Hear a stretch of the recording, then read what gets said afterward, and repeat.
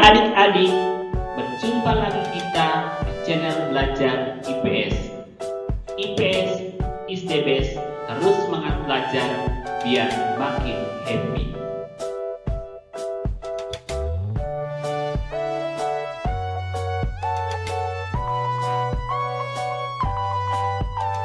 Selamat pagi peserta didik.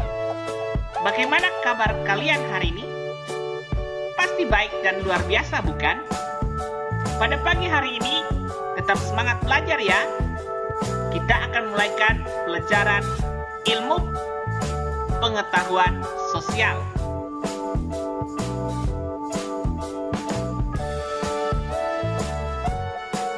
Masih ingatkah kalian materi pembelajaran kita yang lalu? Iya, pada materi pembelajaran kita yang lalu, kita telah belajar tentang perlawanan rakyat Indonesia terhadap pemerintah Hindia Belanda.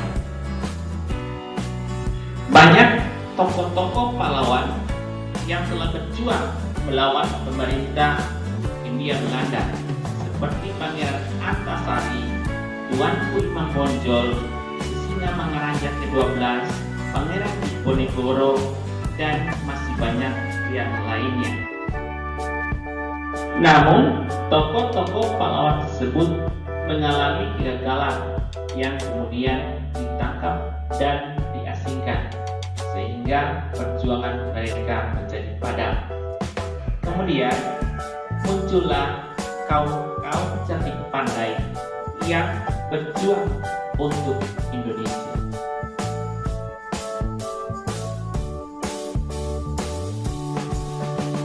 Karena itu, topik pembelajaran kita hari ini yaitu proses munculnya organisasi pergerakan dan tumbuhnya semangat kebangsaan.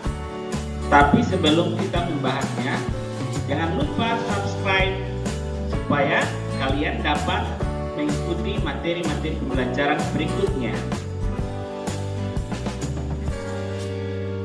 Adapun tujuan pembelajaran kita adalah peserta didik dapat 1.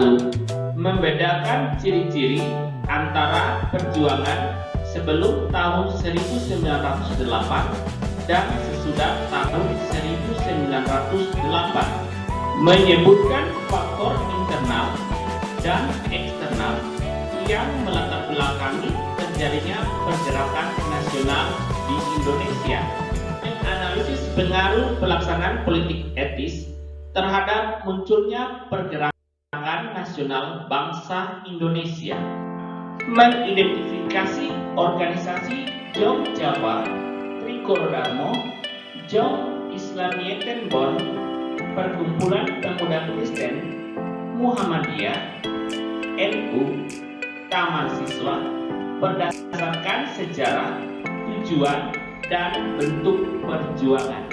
5. Mengklasifikasi organisasi Budi Utomo, Syarikat Islam, Indonesia Party, Perhimpunan Indonesia, dan Partai Nasional Indonesia berdasarkan sejarah, tujuan, dan bentuk perjuangan. 6. Menyebutkan isi Sumpah Pemuda. Dan yang ke-7, menghubungkan makna Sumpah Pemuda tahun 1928 dengan kehidupan generasi milenial sekarang. Ayo kita belajar.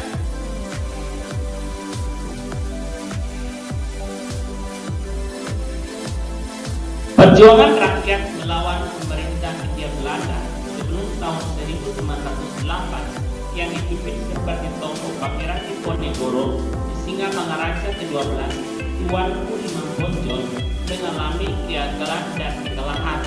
Ketika para pemimpin tokoh tersebut ditangkap dan diasingkan, maka perjuangan rakyat tersebut menjadi padam.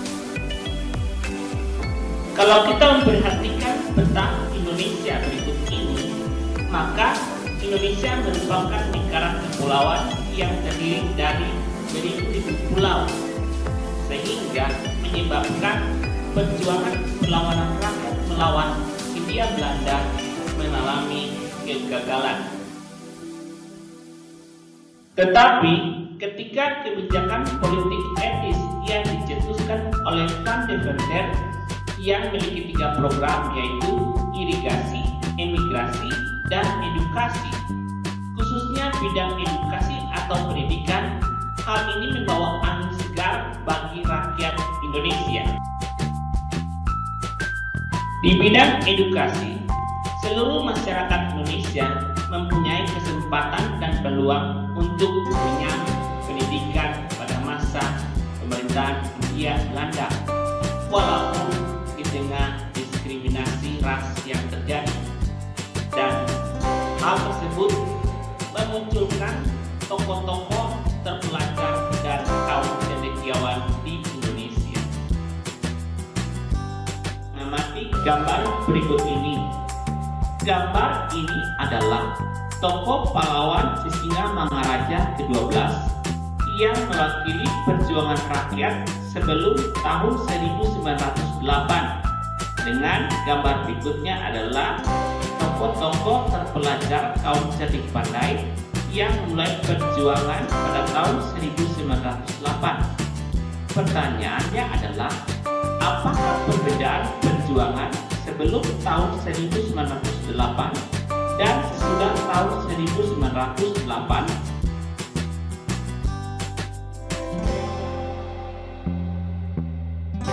Perbedaannya adalah perjuangan sebelum tahun 1908. 1. Perjuangan dilakukan secara fisik melalui pemberontakan, sedangkan perjuangan sesudah tahun 1908. 1. Perjuangan dilakukan dengan pergerakan politik dan perjuangan non-fisik melalui organisasi modern. Sebelum tahun 1908, perjuangan bersifat kedaerahan dan dilakukan di suatu wilayah saja. Sedangkan sesudah tahun 1908, perjuangan bersifat nasional dengan tujuan memerdekakan Indonesia. Dan perbedaan yang ketiga, sebelum tahun 1908 dipimpin oleh tokoh daerah seperti raja dan bangsawan. Sedangkan sesudah tahun 1908 dipimpin oleh kalangan cerdik pandai yang mendapatkan pendidikan modern. Di luar negeri terjadi perlawanan melawan bangsa barat seperti Jepang yang mengalami kemenangan pada tahun 1905 melawan bangsa Rusia. Mohandas Karamchand Gandhi adalah seorang pemimpin spiritual dan politikus dari India. Gandhi adalah salah seorang yang paling penting yang terlibat dalam gerakan kemerdekaan India. Ia adalah aktivis yang tidak menggunakan kekerasan, mengusung gerakan kemerdekaan melalui aksi demonstrasi damai. Sementara di bagian Eropa dan Amerika Serikat muncul paham-paham baru seperti paham liberalisme dan sosialisme. Sedangkan di Indonesia sendiri, penderitaan rakyat yang berkepanjangan menjadi pendorong utama untuk melakukan pergerakan nasional. Karena itu, faktor-faktor internal dan eksternal apa saja yang melatar belakangi terjadinya pergerakan nasional di Indonesia?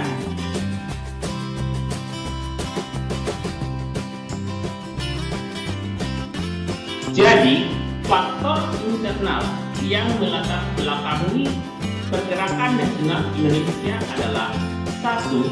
Adanya penderitaan rakyat yang berkepanjangan akibat penjajahan. 2.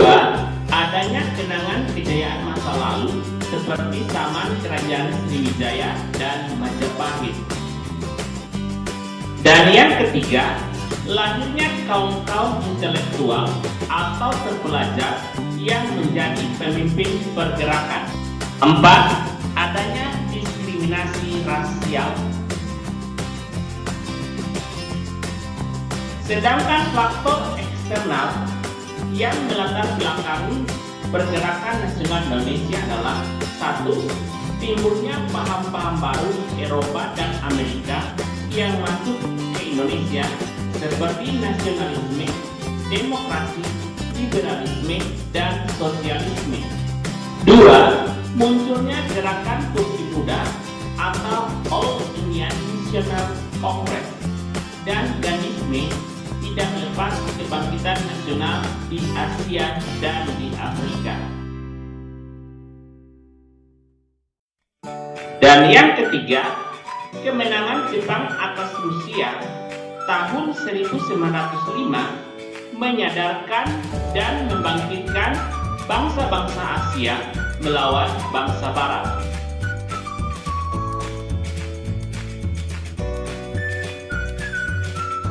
Masih ingatkah kalian siapakah tokoh pada gambar ini?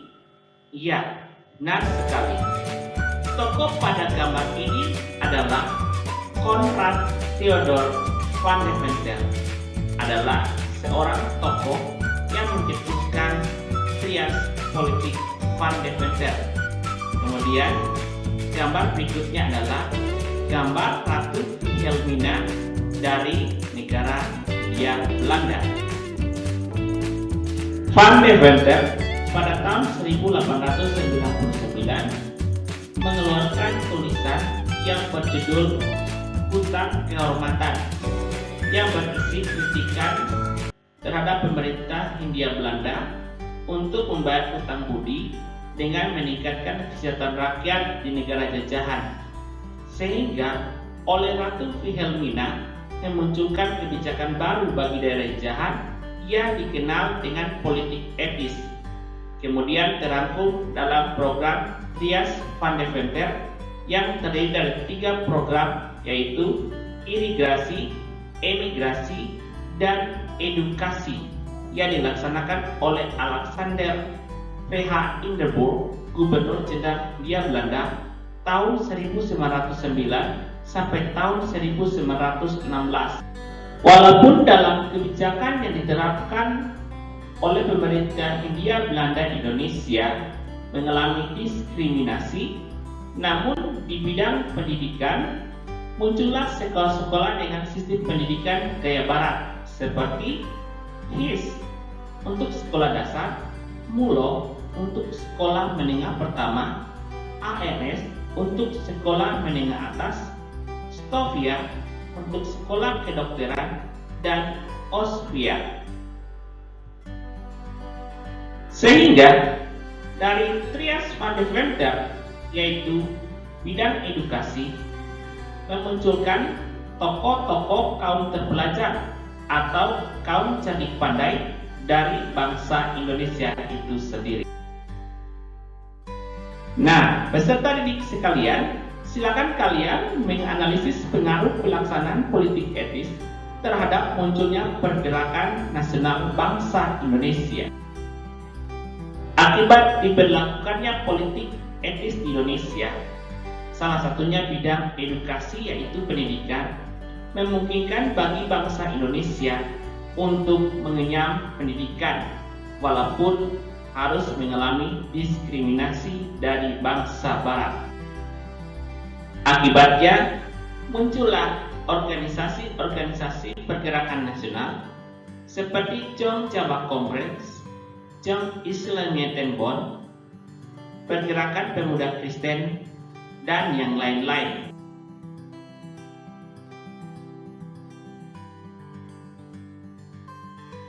Mari kita mulai membahas satu persatu. 1. Jong Jawa. Organisasi kepemudaan didirikan 7 Maret 1915 dengan nama awal Trikoro Darmo oleh Saktiman Wirjo Sanjoyo di Gedung Stovia.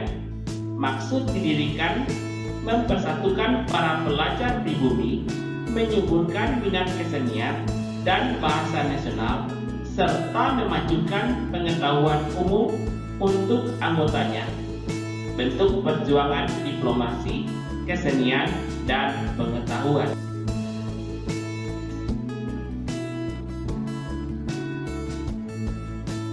2. Trikoro Darmo, berdiri 7 Maret 1915 oleh R. Satiman Wirjo Sanjoyo, Kadarman, dan Sunardi.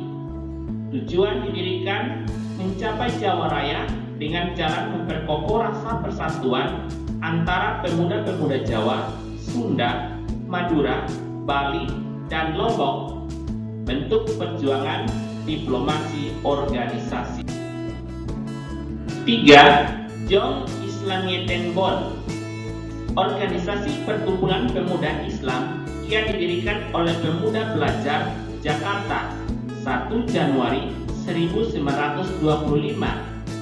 Tujuan didirikan untuk mengadakan kursus-kursus agama Islam bagi para pelajar Islam dan mengikat rasa persaudaraan antar pemuda terpelajar yang berasal dari berbagai daerah Nusantara.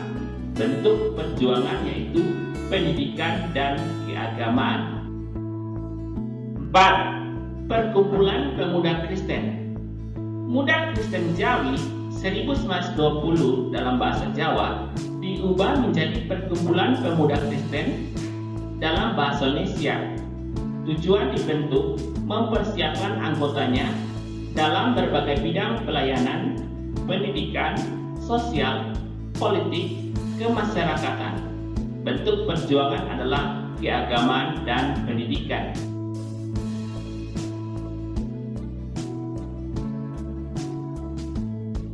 5. Muhammadiyah, didirikan 18 November 1922 oleh Kiai Haji Ahmad Dahlan di Kampung Kauman, Yogyakarta.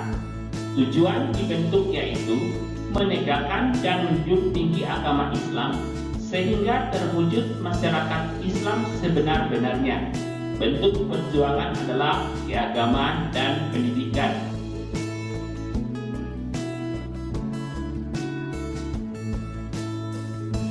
6. Nahdlatul Ulama atau NU. Organisasi ini berdiri 31 Januari 1926. Organisasi ini bertujuan untuk menegakkan ajaran Islam menurut paham Ahlus-Sunnah wal Jamaah di tengah-tengah kehidupan masyarakat di dalam wadah NKRI.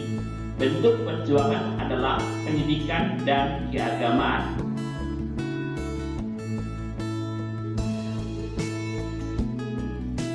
Tujuh, Taman Siswa, didirikan 3 Juli 1922 di kota Yogyakarta oleh Ki Hajar Dewantara.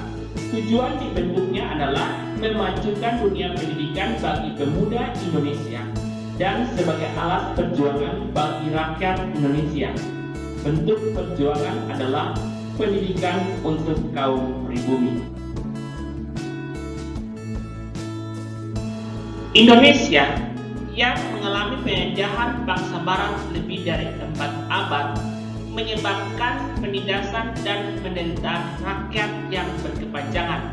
Hal tersebut memotivasi para pelajar dan kaum cerdik pandai untuk belajar dan menuntut ilmu.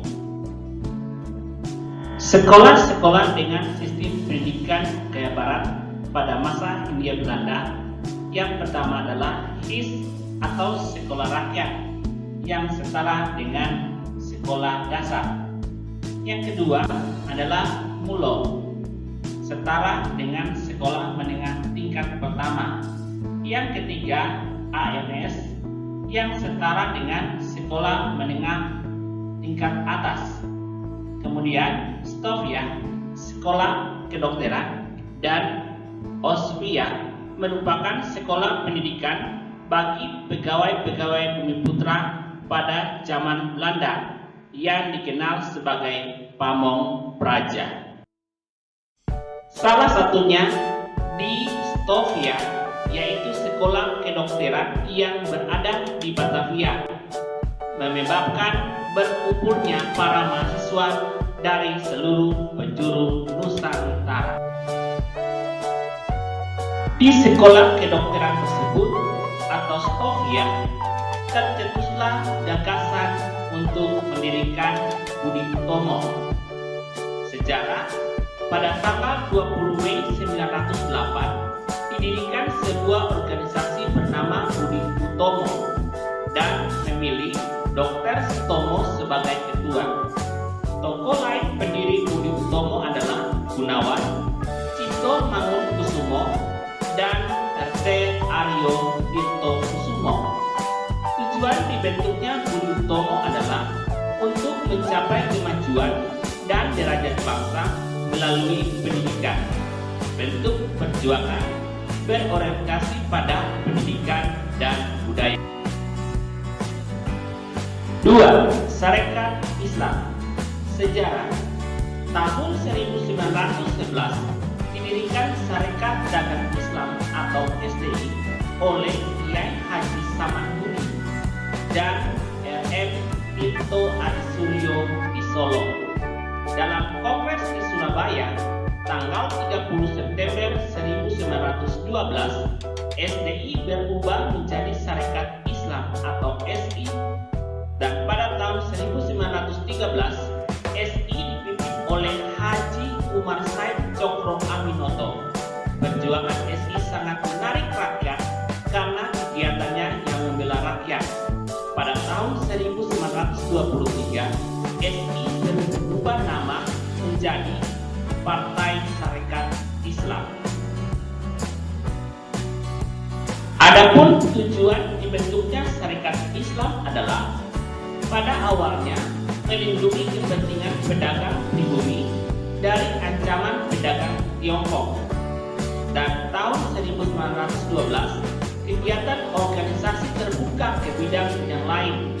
Tahun 1927 PSI menetapkan tujuan pergerakan secara jelas, yaitu Indonesia merdeka berasaskan Islam. Bentuk perjuangannya bersifat non-kooperatif terhadap Belanda. 3. Indische Party.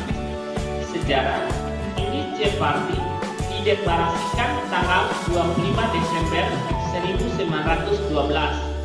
Pendiri IP yang terkenal dengan sebutan 3 serangkai yakni E.F.E. Doesdecker atau Danunirjo Setiabudi, R.M. Suwardi Suryoningrat, dan Dr. Cipto Mangunkusumo. Pada tahun 1913, Belanda menyiapkan perayaan 100 tahun pembebasan dari kekuasaan Prancis dan meminta rakyat Indonesia untuk turut memperingati. Namun, para tokoh Indische Party menentang rencana tersebut. Suwardi Suryoningrat menulis artikel yang dimuat dalam harian The Express dengan judul Als ik een Nederland was, seandainya aku orang Belanda. Suwardi mengecam Belanda dengan menyatakan tidak masuk akal bangsa terjajah yaitu Indonesia disuruh merayakan kemerdekaan penjajah. Pemerintah Belanda marah dengan sikap para tokoh Indische Party. Akhirnya Doesdecker, Cipto Mangunkusumo, dan Suwardi Suryoningrat ditangkap dan dibuang ke Belanda. Tujuan dibentuknya Indische Party yaitu mengembangkan semangat nasionalisme bangsa Indonesia. Keanggotaannya pun terbuka bagi semua golongan tanpa memandang suku, agama, dan ras. Bentuk perjuangan non-kooperatif terhadap Belanda. 4. Perhimpunan Indonesia atau PI. Sejarah. Perhimpunan Indonesia didirikan oleh orang-orang Indonesia di Belanda pada tahun 1908. Pada tahun 1922, Indische Vereniging berubah nama menjadi Indonesische Vereniging dengan kegiatan utama politik. Pada tahun 1925, berubah menjadi Perhimpunan Indonesia atau PI. Tokoh-tokoh PI adalah Muhammad Hatta, Ali Sastro Amijoyo, Abdul Majid, Joyo Adminingrat, Ibu Risma Kusuma Sumantri, Sastro Mulyono Satono, Gunawan Mangunkusumo, dan Nasir Datuk Pamuncak. Pada tahun 1925, Perhimpunan Indonesia secara tegas mengeluarkan manifesto perjuangan, yaitu A. Indonesia bersatu, menyingkirkan perbedaan, dapat mematahkan kekuasaan penjajah. B. Diperlukan aksi massa yang percaya pada kekuatan sendiri untuk mencapai Indonesia merdeka. C. Melibatkan seluruh lapisan masyarakat merupakan syarat mutlak untuk perjuangan kemerdekaan. D. Anasir yang berkuasa dan esensial dalam tiap-tiap masalah politik. E. Penjajahan telah merusak dan demoralisasi jiwa dan fisik bangsa, sehingga normalisasi jiwa dan materi perlu dilakukan secara sungguh-sungguh.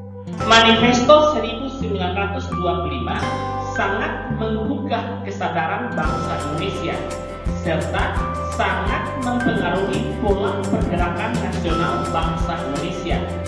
Gagasan Manifesto 1925 terrealisasi saat Sumpah Pemuda diikrarkan pada 28 Oktober 1928. Tujuan dibentuknya Perhimpunan Indonesia adalah mencapai Indonesia merdeka, memperoleh suatu pemerintahan Indonesia yang bertanggung jawab kepada seluruh rakyat. Bentuk perjuangan non-kooperatif terhadap Belanda.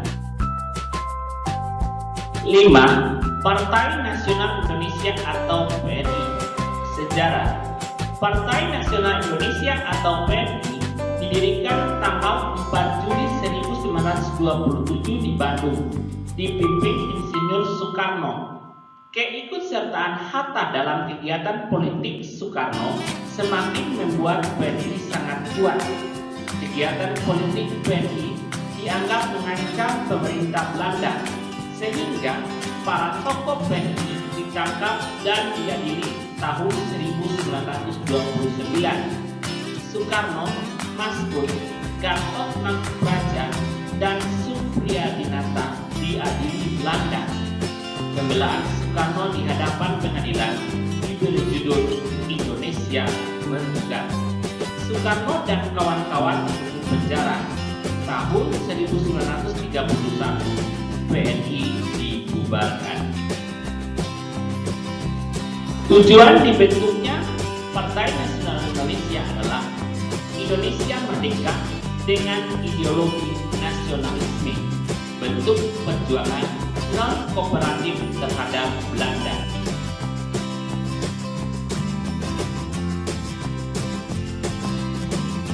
Peserta didik sekalian, setiap tanggal 28 Oktober setiap tahunnya kita memperingati Hari Sumpah Pemuda. Sumpah Pemuda merupakan tonggak bersejarah dari perjuangan pergerakan nasional Indonesia. Pada tanggal 28 Oktober dicetuskanlah Sumpah Pemuda yang isinya kami putra dan putri Indonesia mengaku bertumpah darah yang satu, tanah Indonesia. Kami putra dan putri Indonesia mengaku berbangsa yang satu, bangsa Indonesia. Kami putra dan putri Indonesia menjunjung bahasa persatuan, bahasa Indonesia. Semangat bangsa Indonesia melalui pergerakan nasional untuk mencetuskan Sumpah Pemuda pada tanggal 28 Oktober hendaklah menjadi semangat perjuangan kita untuk negara Indonesia. Terutama sebagai generasi milenial di tengah menghadapi pandemi COVID-19, ialah semangat Sumpah Pemuda terus berkobar dalam hati kita untuk meneruskan perjuangan bangsa ini. Karena itu, Peserta didik sekalian, hubungkan makna Sumpah Pemuda tahun 1928 dengan kehidupan generasi milenial sekarang. Terutama di era pandemi COVID-19 ini, biarlah semangat Sumpah Pemuda menjadi semangat juang kita untuk terus berkarya, untuk terus belajar, menyongsong generasi emas tahun 2045.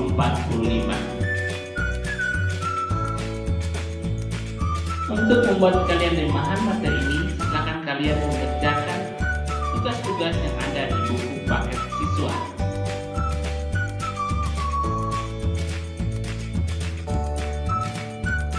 Demikian pertemuan kita pada hari ini. Selamat belajar dan God bless you. Sampai bertemu pada pertemuan berikutnya.